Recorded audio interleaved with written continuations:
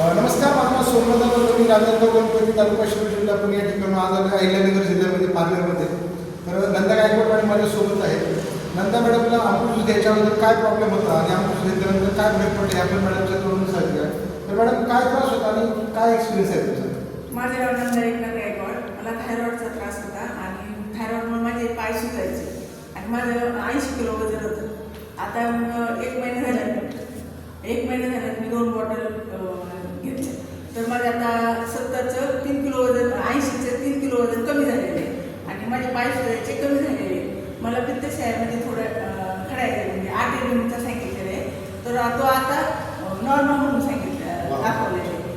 आणि मला आता सकाळचं असं म्हणजे नाही का दिवसभर म्हणा किंवा सकाळचं म्हणा असं फ्रेश वाटतं. काम करण्याची इच्छा होती. पहिली मला इच्छा होत नव्हती.